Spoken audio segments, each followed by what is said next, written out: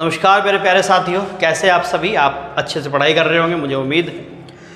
आज की क्लास शुरू करने से पहले आप लोगों से एक मेरी बहुत मार्मिंग अपील, बड़ी हृदय से मेरी वेदना। देखिए, कल एक बच्चे का मुझे मैसेज आया, उसने कहा कि सर फीस कितनी लेते हैं आप। तो देखो, मैंने उसे जो कहा मैं बताता हूँ आप लोगों को। आर्थिक फ़ीस कोई नहीं है, यानी कि रुपया आपका एक नहीं चाहिए मुझे, लेकिन आप लोगों से हम सहयोग की अपेक्षा करते हैं। आप लोगों से हम एक हेल्प चाहते हैं कि अगर आपको कोई फ़ायदा हो पा रहा है हम लोगों से, या आप लोगों को लगता है कि हम लोग अच्छा प्रयास कर रहे हैं, हम लोग कोशिश कर रहे हैं अच्छा करने की, तो मैं आप लोगों से एक रिक्वेस्ट करना चाहता हूं कि प्रत्येक बच्चा जो भी हमारी वीडियो को देख रहा है, वो अपने जितने भी आपका व्हाट्सएप ग्रुप होगा, फेसबुक ग्रुप होगा, या इंस्टाग्राम होगा, या जो भी टेलीग्राम हो, जो भी आप इस्तेमाल करते हैं, उस सब पे हमारे चैनल को शेयर ज़रूर करेंगे। दूसरी बात, मैं आपको एक लक्ष्य देना चाहता हूं कि प्रत्येक बच्चा 2 सब्सक्राइबर जोड़ेगा। देखिए, हमारी फैमिली आई थिंक अभी 3800 के आसपास है। मैं चाहता हूं कि हमारी फैमिली अगली वीडियो जब बने तो वो 4000 के आसपास होनी चाहिए। तो मेरी आपसे एक हम्बल रिक्वेस्ट है कि प्रत्येक बच्चा 1-2 लोगों को जोड़ेगा, यानी कि 2 सब्सक्राइबर लेकर के आएगा। और देखिए, लक्ष्य से हम लोग काम करते हैं। यही अगर मैं जानता हूँ कि हमारा जो युवा अगर एक बार ठान ले तो वो कुछ भी कर सकता है। एक बार ठाना था उस मल्लाह के बेटे ने, डॉक्टर APJ अब्दुल कलाम ने, कि रॉकेट में हम लोग पीछे क्यों हैं, हम लोग अपने यहाँ मिसाइल क्यों नहीं बना पाते। और उस दिन से आज का दिन है, भारत इसरो और भारत एक सुपर पावर बनने की तरफ बढ़ रहा है। तो अगर कोई युवा, कोई व्यक्ति ठान ले तो वो क्या नहीं कर सकता। तो मेरी आप लोगों से एक रिक्वेस्ट है कि प्रत्येक बच्चा 2 सब्सक्राइबर जोड़ेगा, और देखिए जिस तरीके से हमारी फैमिली आगे बढ़ती है, मौज आ जाएगी। ठीक है, चलिए आज की क्लास शुरू करते हैं। आज की क्लास बहुत ज़्यादा महत्वपूर्ण रहने वाली है बच्चे। वीडियो के लिए स्पेशल क्लास चल रही है, आप सभी जानते हैं। आज की क्लास बहुत ही ज़्यादा महत्वपूर्ण है, क्योंकि आज की क्लास में मैं आप लोगों को पंचायती राज से संबंधित चीज़ें जो हैं उसे थोड़ा सा मैं कवर करने की कोशिश कर रहा हूँ। ठीक, लास्ट क्लास में हम लोगों ने देखा था, मैं यहीं पे कर दे रहा हूँ, 2 हिस्से मैंने किए हैं। एक पंचायती राज वाला हिस्सा है, क्वालिटी बढ़ा लीजिए करें अगर क्वालिटी में प्रॉब्लम आती है, और एक होता है नगर पालिका परिषद। ठीक है, क्वालिटी आप अपनी बढ़ा करके रखा करो बच्चों। देखो, इसके 2 हिस्सों की तरफ में देखेंगे, और देखो समझने की कोशिश करना, पेपर में सवाल यहाँ से आता है, कोई भी ऐसा पेपर नहीं जहाँ ये सवाल ना बने। ठीक है, देखो पंचायती राज, लास्ट क्लास में मैंने समितियां बताई थी आप लोगों को। तो यहाँ आप लोगों को देखना है कि जो संवैधानिक दर्जा वो किस तरीके से प्राप्त हुआ, क्या क्या प्राप्त हुआ। दोनों को एक साथ पढ़ा दूंगा, कंपेयर करके पढ़ा दूंगा, चीजें क्लियर हो जाएंगी दिमाग में। देखिए, पंचायती राज को संवैधानिक दर्जा प्रदान करने के लिए एक लंबा समय के इंतजार करना पड़ा। आप सभी जानते हैं कि 59 में जाकर के नागौर जो राजस्थान है वहाँ से शुरुआत होती है पंचायती राज की। उसके बाद देखिए, पंचायती राज के साथ पूरी दुनिया में, या ऐसा करिए कि पूरे भारत की बात करिए आप लोग, कि 73वां संविधान संशोधन करा गया। 73वां संविधान संशोधन, ठीक है। और इस संशोधन के तहत पंचायती राज को संवैधानिक दर्जा दिया गया। ये कब करा गया? ये आपको 24 अप्रैल 1993 में पूरे भारत में लागू करा गया। ये जो आपका 73वां संविधान संशोधन था। ध्यान रखना, कई बार आपको देखा मिलेगा कि 1992, 93 देखा मिलेगा। वो इसलिए है क्योंकि ये लोकसभा और राज्यसभा से पास हुआ था 92 में, राष्ट्रपति साहब से इसे अनुशंसा मिली थी कब, 93 में, और जाकर के लागू हुआ था 24 अप्रैल 1993, इसलिए ऐसा मिलता है। और इसीलिए 24 अप्रैल को क्या बनाया जाता है भारत में? पंचायती राज दिवस मनाया जाता है। ठीक है, पंचायती राज दिवस मनाया जाता है। दूसरी बात, इसके लागू होने के साथ ही ये कौन से भाग में है? भाग 9 में है, और आर्टिकल 243A से 243O तक, ये भी ध्यान रखना आपको। आर्टिकल 243A से आर्टिकल 243O तक किसमें है? पंचायती राज से संबंधित है, ध्यान रखना। इसके अलावा देखिए, एक अनुसूची भी जोड़ी गई थी, यहाँ पे अनुसूची जोड़ी गई थी, 11वें नंबर की अनुसूची जोड़ी गई थी, जिसके अंदर कुल विषय जो है वो 29 विषय यहाँ पर दिखाए गए। ठीक है, तो ये सब बातें आपको ध्यान रखनी है। पंचायती राज में 73वां संविधान संशोधन से इसे संवैधानिक दर्जा प्राप्त हुआ। 24 अप्रैल 1993 को ये लागू हुआ, इसीलिए 24 अप्रैल को पंचायती राज दिवस मनाते हैं। पंचायती राज किस में है? भाग 9 में है। आर्टिकल देखिए, अगर 243 आता है तो 243, अगर ये नहीं आता, क्योंकि अब ये पूछता नहीं है 243, अब ये ABCD करके सब चीज़ें पूछता है, तो 243A से 243O तक पंचायती राज व्यवस्था और इसके 73वें संविधान संशोधन के तहत ही क्या जोड़ी गई थी, 11वें नंबर की अनुसूची जोड़ी गई थी, जिसके अंदर कुल विषय कितने हैं, 29 विषय यहाँ पर मौजूद है। दूसरी तरफ वही नगर पालिका की बात कर दूंगा तो यहाँ जो संविधान संशोधन है वो कौन सा है, वो 74वां संविधान संशोधन। ठीक है, 74वें संविधान संशोधन के तहत ये नगर पालिका परिषद की अनुशंसा आई। ये कब लागू हुआ, ये 1 जून यानी कि आज ही के दिन लागू हुआ था। 1 जून 1993 में इसे लागू करा गया था, ये आपको ध्यान रखना है। इसके अंदर जो आपके भाग हैं वो भाग 9A पार्ट 9A के अंदर है, और आर्टिकल की बात करूंगा तो 243P से लेकर के 243ZG। ठीक है, 243P से 243ZG ये आपको देखने में मिलेगा। 243P से 243ZG इसके अंदर मिलेगा। और इस 74वें संविधान संशोधन के तहत ही अनुसूची जोड़ी गई थी नंबर 12, अनुसूची 12वीं जोड़ी गई थी, जिसके अंदर 18 विषय जो हैं वो देखने को मिलते हैं। ठीक, तो दोनों बातें आपको ध्यान रखनी है, यहाँ पर 11 विषय और यहाँ पर 18 विषय, यानी कि 11वीं अनुसूची, इधर 12वीं अनुसूची, इधर 29 विषय हैं, इधर 18 विषय हैं। ये भाग 9 है, ये भाग 9, और ये 24A से 243O तक, ये 243P से 243ZG तक। ये कब लागू हुआ, 24 अप्रैल 1993 और ये 1 जून 1993। इस समय देखिए आप प्रधानमंत्री PV के राव करके थे, आप ध्यान रख सकते हैं। इस समय प्रधानमंत्री कौन थे, PV के राव। ठीक है, ये इस समय प्रधानमंत्री हुआ करते थे, ये आपको ध्यान रखना है। देखिए मोस्ट इंपॉर्टेंट चीज़ है, महत्वपूर्ण है, पेपर में बनता है। अब मैं इसे थोड़ा सा आगे लेके चलूंगा, ध्यान से देखना, बातों को अच्छे से समझने की कोशिश करेंगे। ठीक है, चलिए आइए देखो, अगर पंचायतों के बारे में बात करते हैं तो आप सभी जानते हैं कि पंचायतों के विषय में मैंने आपको एक बात बताई थी कि इसके 3 स्तर हैं, है ना। कितने स्तर हैं, 3 स्तर हैं। जैसे कि ग्राम स्तर पे क्या है आपकी, ग्राम पंचायत,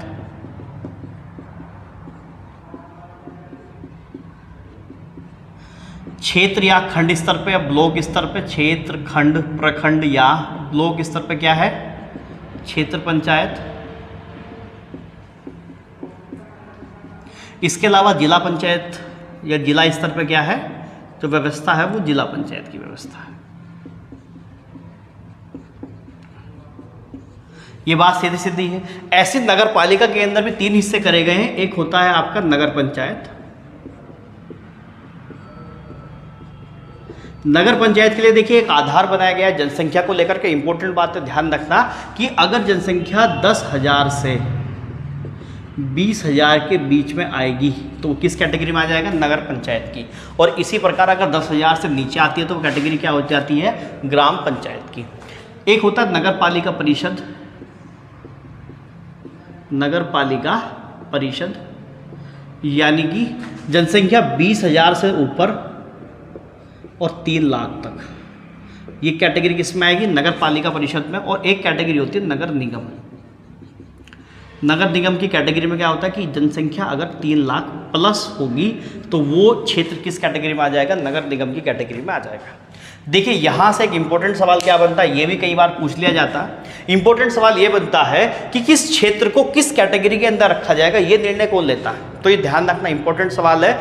यानी कि मैं बात करता हूँ, अगर मैं हरिद्वार की बात करता हूँ तो हरिद्वार में अगर मैं लक्सर की बात करता हूँ तो लक्सर हमारा एक क्षेत्र है, उस लक्सर में हमारा कोचिंग भी है, ऑफलाइन सेंटर भी है।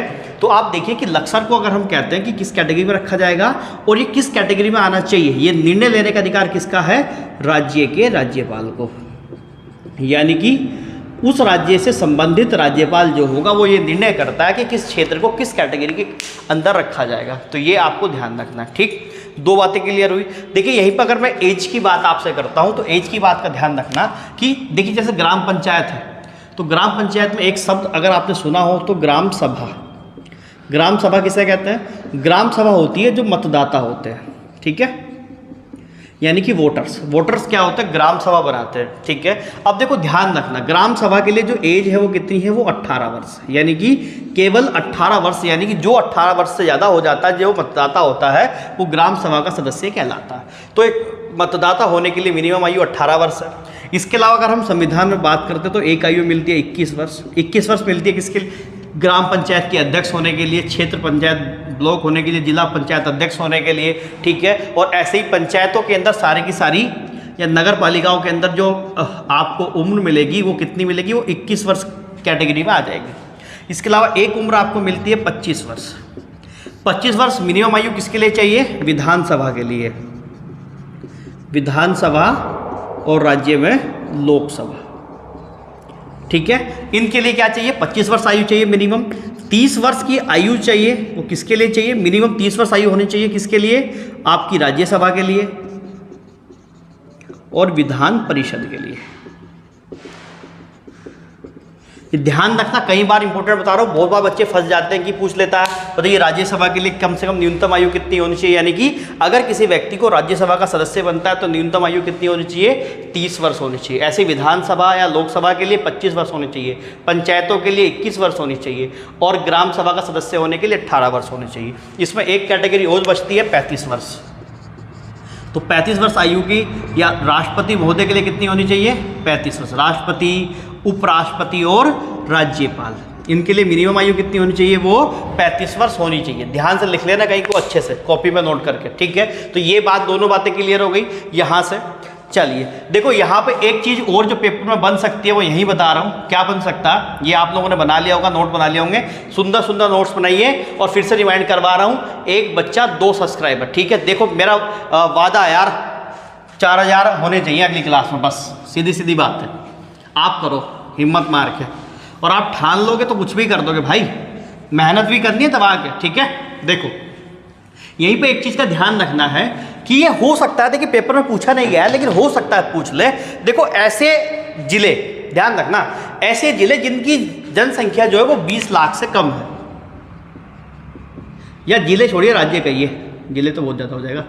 ऐसे राज्य जिनकी जनसंख्या 20 लाख से कम है, तो ऐसे राज्यों के लिए एक प्रावधान है कि अगर वो चाहें तो जो बीच का क्षेत्र, यानी कि जो क्षेत्र पंचायत है जो ब्लॉक स्तर पर बनती है, तो वो उसे अवॉइड कर सकते हैं, उसकी ज़रूरत नहीं पड़ती। तो ये ध्यान रखना, इंपॉर्टेंट हो सकता है। दोबारा सुनिए, ऐसे राज्य भारत के अंदर जिनकी जनसंख्या 20 लाख से कम है, ऐसे राज्य क्या कर सकते हैं, वो क्षेत्र पंचायत अपने यहाँ बना भी सकते हैं या नहीं बना सकते, उसके लिए कोई प्रावधान नहीं है। ये ध्यान रखना, इंपॉर्टेंट बात है, ये सवाल पूछा जा सकता है। अब मैं थोड़ा सा आगे की तरफ चल रहा हूँ, ठीक है। अब जरा देखना, अच्छा एक जो मुझे आपको यही बताना, वो ये बताना है कि प्रत्यक्ष चुनाव क्या होता है और अप्रत्यक्ष चुनाव क्या होता है। यहीं पे देख लीजिए, देखो प्रत्यक्ष चुनाव का मतलब होता है सीधा सीधा, प्रत्यक्ष यानी सीधा, कहने का मतलब अगर जिस चुनाव में जनता सीधा वोट करती है, जनता सीधा वोट करती है, ऐसा क्या होता है, प्रत्यक्ष चुनाव। जैसे आपके यहाँ ग्राम पंचायत का चुनाव, आप प्रधान बनाते हैं, ग्राम पंचायत का चुनाव, आप विधायक बनाते हैं तो आप सीधा वोट करते हैं, आप सांसद बनाते हैं तो आप सीधा वोट करते हैं, ठीक है। एक तरीके से ये चुनाव सारे क्या है, प्रत्यक्ष है। अप्रत्यक्ष चुनाव यानी कि जहाँ जनता सीधा वोट नहीं करती, ठीक है, जनता सीधा वोट जो है वो नहीं करती, वो किस कैटेगरी में आता है, वो अप्रत्यक्ष चुनाव। जैसे सीएम का चुनाव क्या है, अप्रत्यक्ष। पीएम, राष्ट्रपति, ये सब चुनाव कैसे हैं, ये सब अप्रत्यक्ष चुनाव। तो यहाँ नहीं फंसोगे ना कि प्रत्यक्ष चुनाव और अप्रत्यक्ष चुनाव क्या है। प्रत्यक्ष चुनाव वो जहाँ जनता सीधा वोट करेगी, अप्रत्यक्ष चुनाव वो जहाँ जनता सीधा वोट नहीं करेगी। जैसे आप सीएम की बात कर लीजिए, पीएम की बात कर लीजिए, हम लोग विधायक चुनते हैं, हम लोग सांसद चुनते हैं, वो जाकर के फिर सीएम पीएम चुनते हैं। बात क्लियर, डन। मैं आगे बढ़ रहा हूँ, देखिए अब देखो यहाँ थोड़ा सा समझने की कोशिश करेंगे, मैं दोनों को एक साथ। देखिए वैसे तो आर्टिकल सारे पढ़ने होते हैं, और अगर मैं डिटेल में भी पढ़ाऊंगा तो एक एक आर्टिकल पढ़ाऊंगा। जैसे हमने जिक्र किया ना कि 243 ABCDEF, ये पूरे आर्टिकल पढ़ेंगे, लेकिन यहाँ पर देखने की कोशिश करते हैं कि क्या क्या आर्टिकल हमारे लिए महत्वपूर्ण है। यही दोनों को कंपेयर करता चलूंगा, आप देखेंगे एक पैटर्न सेट हो जाएगा। देखिए एक आर्टिकल आपको देखना है 243D, पंचायती राज 243A से 243O तक, ठीक है। वही दूसरी तरफ नगर पालिका 243P से 243ZG तक, ठीक है। देख अगर मैं 243D की बात करूं तो ये होता है पंचायतों में आरक्षण को लेकर के, ठीक है जी, पंचायतों में आरक्षण। यानी कि अगर पंचायतों में जो आरक्षण दिया जाता है वो किसके तहत दिया जाता है? आर्टिकल 243D के। पेपर में सीधा सवाल पूछता है कि किस आर्टिकल में पंचायतों के आरक्षण का व्याख्यान है, तो आर्टिकल 243D। अब ABCD सारे पढ़ने पड़ते हैं, ध्यान रखना, ठीक। आरक्षण किसे मिलता है? SC को, ST को और महिला को, ठीक है, ध्यान रखना। आरक्षण कितना है? SC, ST और महिला। और महिला को यहाँ बहुत सारे बच्चे गलती करते हैं। महिला को कितना आरक्षण है बेटा मेरे? 1/3 का आरक्षण है। ध्यान रखना, कितना आरक्षण है? 1/3 का आरक्षण, यानी कि 33% क्या है? महिलाओं को पंचायतों में आरक्षण है। दूसरी तरफ अगर नगर पालिका की बात करेंगे, सेम स्थिति है, सेम आरक्षण है, सब कुछ सेम है, बस ध्यान रखना क्या है? आर्टिकल। ये 243D, ये 243T, DT आरक्षण, नगर पालिकाओं में आरक्षण, नगर पालिकाओं में आरक्षण, मस्त। ये D और ये T, बाकी सेम। वहां पे भी SC ST महिला और महिलाओं को 1/3%, सॉरी 1/3 क्या मिल जाएगा? आरक्षण मिल जाएगा। दोनों ध्यान रखने, D T। नेक्स्ट अगर मैं बात करूं, ठीक है, अगर कार्यकाल की बात करते हैं तो कार्यकाल आप सभी जानते हैं, मोटा मोटा जान लीजिए। कार्यकाल कितना होता है? वो 5 वर्ष का होता है, ठीक। सेम स्थिति क्या कि अगर कोई भी पंचायत भंग हो जाती है तो भंग होने के बाद 6 माह के अंदर चुनाव हो जाना चाहिए। आप बहुत बेहतर जानते होंगे कि अगर कोई पंचायत भंग हो जाती है तो चुनाव 6 माह के अंदर हो जाना चाहिए। लेकिन उसमें एक कैटेगरी है, एक कंडीशन क्या है? एक कंडीशन ये है कि अगर पंचायत का कार्यकाल पूरा होने में ही 6 महीने बचे हैं या 6 महीने से कम का समय बचा है, तो फिर चुनाव कराने की जरूरत नहीं है। क्यों? क्योंकि अगली पंचायत तो वैसे भी बनने ही वाली है, ठीक है, ध्यान रखना। अगर पंचायत भंग होती है तो चुनाव 6 माह के भीतर। सेम स्थिति यहाँ पे भी है, यहाँ पे भी क्या है? नगर पालिका का कार्यकाल 5 वर्ष। दूसरी बात, अगर मान लेते हैं कि एक नगर पालिका बनी, मान लेते हैं कि 2023 में कोई नगर पालिका बनी और वो 2028 तक चलनी है, और मान लेते हैं कि 2025 में किसी वजह से यहाँ नगर पालिका अध्यक्ष या कोई भी गुजर जाता है, नगर पालिका टूट जाती है, तो अगली नगर पालिका का गठन होगा वो केवल बचे हुए टर्म्स के लिए होगा, बचे हुए शासन के लिए होगा। राष्ट्रपति में उल्टा होता है, राष्ट्रपति में पूरा कार्यकाल देना होता है, यानी कि 5 वर्ष पूरे मिलते हैं। यहाँ पर सीधा उल्टा होता है, जो बचा हुई स्थिति होती है, बचा हुआ समय होता है, उसके लिए पंचायतें या नगर पालिकाओं का गठन होता है। ध्यान रखना, इंपॉर्टेंट बात है। अब पर इसमें मैं आगे बढ़ूँ, देखिए डी के बाद आपको देखना पड़ेगा जी, 243G। ये देख लेना, यहाँ से ना एक बार एक सवाल बना था और ये बेहोश कर दिया था लोगों को। 243G में क्या है? जो अभी मैंने 12वीं अनुसूची के या 11वीं अनुसूची के बारे में बात करी, 11वीं अनुसूची पंचायती राज में, 12वीं अनुसूची नगर पालिकाओं के अंदर। तो जो 11वीं अनुसूची के अंदर 29 विषय हैं, वो कौन कौन से 29 विषय हैं, वो कौन कौन से क्षेत्र हैं, जिन क्षेत्रों में पंचायत काम कर सकती है, उन सबको यहाँ पर दिखाया गया है 239G के अंदर। इंपॉर्टेंट है, ध्यान रखना। इसकी खास बात क्या है, इसमें एक पेपर में एक सवाल बन गया था, पूछा गया था कि निम्नलिखित में से कौन सा विषय पंचायतों के अधीन नहीं होता है। बेहोश कर दिया था सबको, क्योंकि 29 विषय कोई नहीं पढ़ता। कौन कौन से 29 विषय हैं आपको भी नहीं पढ़ते हैं, लेकिन जो ध्यान रखना वो ये ध्यान रखना मेरे प्यारे, इसमें जो जनसंख्या है, देखो यही तो रामबाण दे रहा हूँ आप लोगों को मैं, बस इसे तुम पचा लो, इसे हजम कर जाओ मेरे बच्चों, मजा आ जाएगा यार। 243G में जो जनसंख्या है, इस पे प्रावधान नहीं बना सकता कौन? पंचायती राज। ध्यान रखना, जनसंख्या पर नहीं बनाया जा सकता या जनसंख्या इसके अधीन नहीं होती है, बस ये ध्यान रखना आप लोगों ने, ठीक। इधर G है, इधर क्या है? तो इधर एक पैटर्न बताता हूं आपको। देखो D किस पे आता है? ABCD 4 नंबर पे आता है। अगर अल्फाबेटिकल नंबरिंग करो इसकी, T20 पे आता है तो 4 और 20 यानी कि प्लस कर देता हूं 16। G आता है 7 पे, प्लस कर देता हूं 16, तो कितना हो जाता है? 16 और 7 कितने हो गए? 23, और 23 आता है W। तो यहां उन 18 विषयों का उल्लेख किस पे है? 243W पे है। ध्यान रखना, प्लस 16 कर लो, इधर D उधर T, इधर G इधर W। इंपॉर्टेंट बात है, ध्यान रखना। नेक्स्ट अगर आगे बढ़ूं तो राज्य वित्त आयोग, आर्टिकल राज्य वित्त आयोग। देखो ध्यान रखना, वित्त का मतलब होता पैसा, रुपया, इनकम। तो 243 आई में क्या है, राज्य वित्त आयोग है। और प्रत्येक 5 साल में राज्यपाल द्वारा राज्य वित्त आयोग बनाने का प्रावधान है। ध्यान रखना, राज्यपाल द्वारा राज्य वित्त बनाने का प्रावधान है प्रत्येक 5 साल के अंदर। राज्य वित्त आयोग आई 9 16 जोड़ दूंगा 25, तो आई वाई। तो वही नगर पालिकाओं में राज्य वित्त आयोग किस में मिल जाएगा, 243 वाई। ये राज्य वित्त आयोग मिल जाएगा, ये किस में, नगर पालिकाओं के अंदर। तो आई थिंक बात को समझ में आ रही होगी। इधर आई, उधर वाई, इधर डी, वो टी, और ये जी, और ये डब्लू। नेक्स्ट अगर इसमें देखूं तो मेरा देखना मेरे बच्चे, जो मैं बताना चाह रहा हूं, देखिए पंचायती राज के नियम कानून को अगर देखोगे तो ये एक स्थिति ऐसी है कि भारत के कुछ हिस्सों पे लागू होता है और कुछ हिस्सों पे नहीं भी लागू होता, ठीक है। तो जो हाँ लागू होता है वो 243 एल मीन्स लागू, और जहाँ लागू नहीं होता 243 एम। तो 243 एम बता दे रहा हूँ, ये मोस्ट इंपॉर्टेंट है, महत्वपूर्ण है। तो 243 एम जहाँ यहाँ पर पंचायती राज लागू नहीं होता, ठीक है। कहाँ कहाँ लागू नहीं होता, तो मेघा दिल्ली में, रमनापी, मेघा दिल्ली में रमनापी। मेघा से बनेगा मेघालय,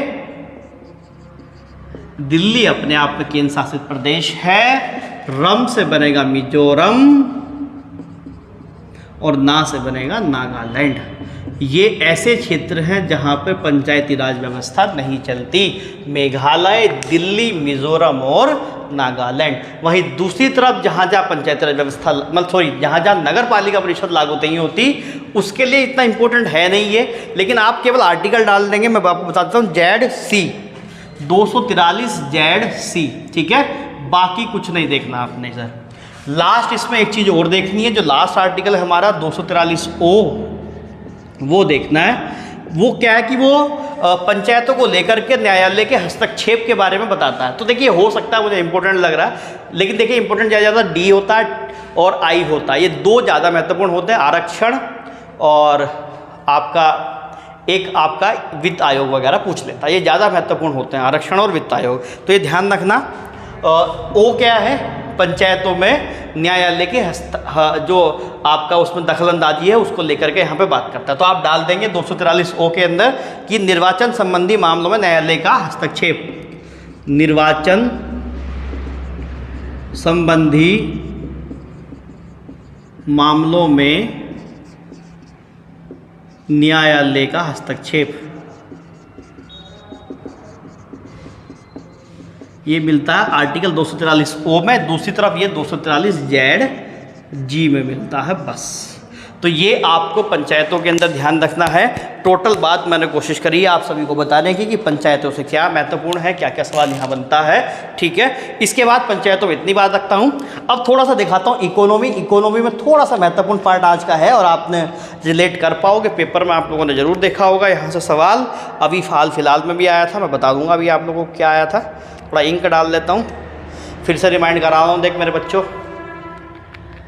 प्रत्येक बच्चा 2 सब्सक्राइबर जरूर याद देखो प्लीज़, ठीक है। प्लीज़ कह रहा हूँ, 4000 फैमिली चाहिए मुझे, ठीक है। आपसे मेरी रिक्वेस्ट है, बिल्कुल रिक्वेस्ट है पूरी। और देखो दिल से मैं चाहता हूँ कि आप इसे पूरा जरूर करो यार, ठीक है। देखो आइए देखिए। और हाँ, एक चीज़ बतानी तो भूल ही गया मैं आप लोगों को, हिंदी की क्लासेस ला रहे हैं भाई। हिंदी की लगभग 25 से 30 क्लास ला रहे हैं, ज़बरदस्त क्लास होगी। पूरी हिंदी कवर करने की कोशिश करी गई है, पूरी ग्रामर कवर करेंगे उसके अंदर, पूरा साहित्य के साथ। और आप देखोगे वो क्लास बिल्कुल भी मिस करना, शुरू हो जाएंगी बहुत जल्दी, आज से ही हो जाएगी शायद शुरू, ठीक है। बिल्कुल हिंदी ज़बरदस्त तरीके से पढ़नी है, बिल्कुल पेपर में छोड़ के नहीं आना, फोड़ के रख देना पेपर इस बार। देखते हैं सिलेक्शन कैसे नहीं होता, ठीक है। चलो देखो, अर्थव्यवस्था की बात करते हैं थोड़ी सी।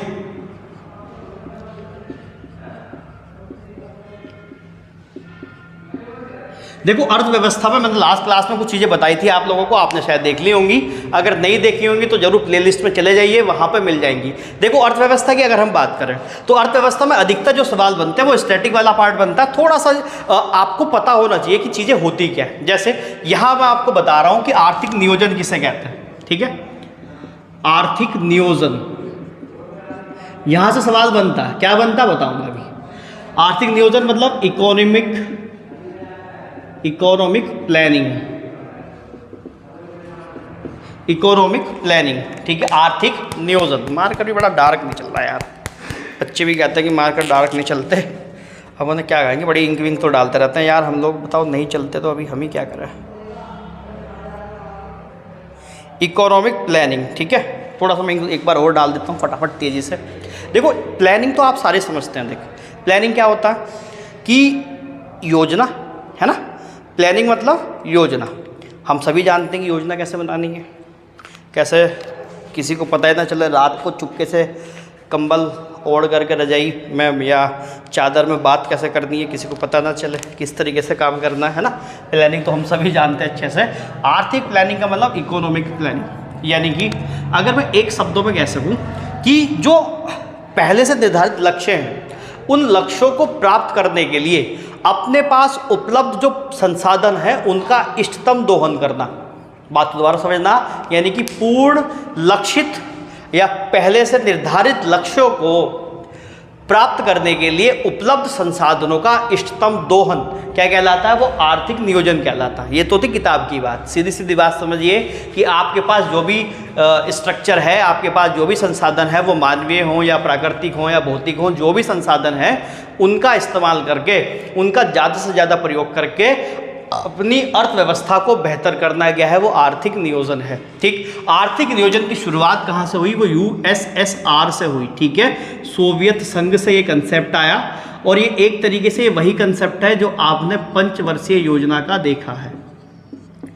पंचवर्षीय योजना का कंसेप्ट है ये, यहीं से पंचवर्षीय योजना की नींव डली है। यानी कि वो भी एक तरीके से इकोनॉमिक प्लानिंग तो होती है कि 5 साल में हम कितना कितना डेवलपमेंट करेंगे, 5 साल में हम कितने कितने स्तर पर पहुंचेंगे, क्या क्या हमें काम करना है, उन सब चीज़ों को एक स्ट्रक्चर वे में एक प्लानिंग के तहत काम करने की कोशिश करी जाती है। ठीक, देखिए प्लानिंग जीवन का एक अहम हिस्सा होता है, बिना प्लानिंग के कुछ भी नहीं हो सकता मेरे प्यारों।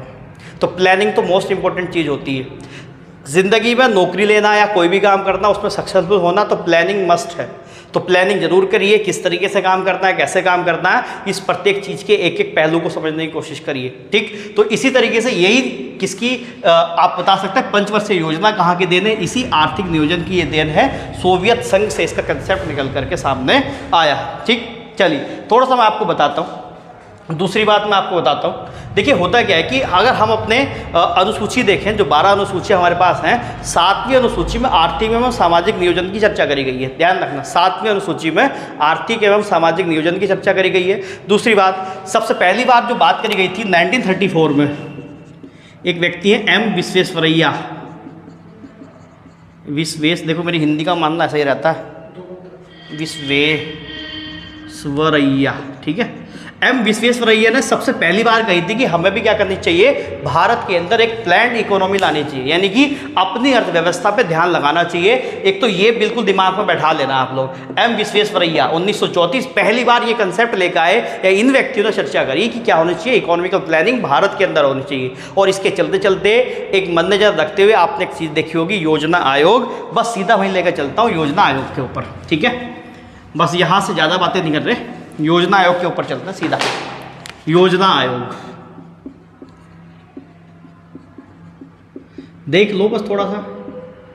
सबसे पहली बात, योजना आयोग का गठन कब हुआ, ये 15 मार्च 1950 को हुआ। सीधी सी बात, 15 मार्च 1950 को योजना आयोग का गठन हुआ। ये एक असंवैधानिक निकाय है जिसका काम क्या है, सरकार को योजना बनाना, सलाह देना। एक सलाहकार बोर्ड की तरीके से इसने काम करना शुरू कर दिया योजना आयोग में। अध्यक्ष कौन होते थे योजना आयोग के, वो पीएम साहब होते थे, प्रधानमंत्री महोदय होते थे। ठीक है, और पहले अध्यक्ष कौन हो जाएंगे, जवाहरलाल नेहरू हो जाएंगे। सीधी सी बात है, जेएलएन क्या हो जाएंगे, पहले अध्यक्ष हो जाएंगे। दूसरी बात, इसका उपाध्यक्ष कई बार पूछा जाता है कि योजना आयोग के पहले उपाध्यक्ष कौन थे, तो ये थे गुलजारी लाल नंदा। गुलजारी लाल नंदा। आपको इतना ध्यान रखना है बस, ठीक है। ये कौन थे? गुलजारी लाल नंदा थे, ठीक। दूसरी बात आपको इसमें जो ध्यान रखना, वो ये ध्यान रखना है कि जो योजना आयोग था वो एक तरीके से निकल कर के आया था रूस के एक मॉडल से, तो हम ये कह सकते हैं कि रूस के मॉडल पर आधारित था, ठीक है। किस पर आधारित था? रूस के मॉडल पर आधारित था, ठीक है। आप ये ध्यान रख सकते हैं। तो योजना आयोग में आपको जितनी बातें ध्यान रखनी है कि 15 मार्च 1950 को बना, अध्यक्ष पीएम होते थे, जो पहले कौन थे? जवाहरलाल नेहरू थे, उपाध्यक्ष गुलजारी लाल नंदा, और रूस के मॉडल पर आधारित था। इसके बाद अभी पेपर में हाल फिलहाल में एक सवाल आया था, वो यहीं से सवाल आया था, इस योजना आयोग को देखिए डिस्ट्रॉय करा गया था, इसे रिफॉर्म करा गया था, इसी को बदल करके फिर क्या कर दिया गया था? नीति आयोग कर दिया गया था। नरेंद्र मोदी साहब की जब गवर्नमेंट आई तो ये क्या कर दिया गया? नीति आयोग में बदला गया था। अब ये नीति आयोग क्या है ये देख लो। अभी पेपर में पूछा गया था कि नीति आयोग की स्थापना कब हुई। पहले नीति आयोग की क्या डाली? वो डाली, फुल फॉर्म डाली, कई बार पूछ लेते हैं। तो नेशनल इंस्टीट्यूशन, इंग्लिश में लिखनी पड़ेगी बच्चों, नेशनल इंस्टीट्यूशनल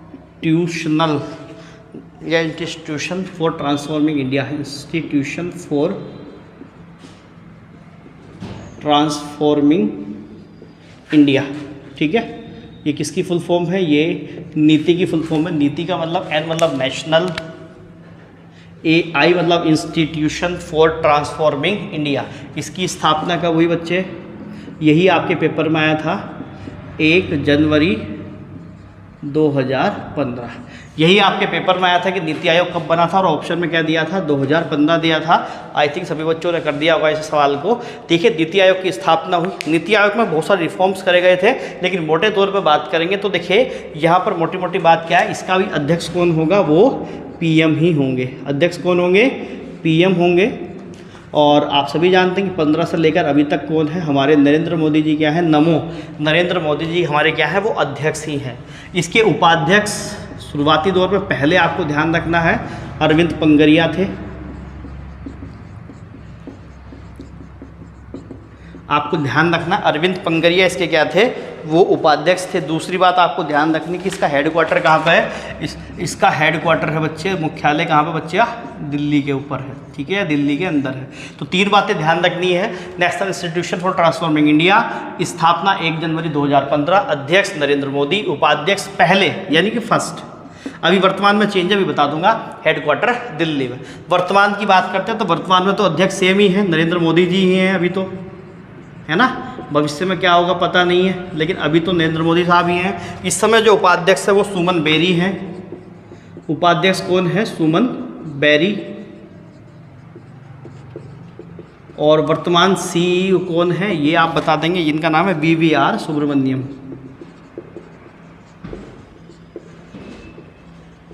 ठीक। ये अभी सीईओ हैं वर्तमान में, ठीक है।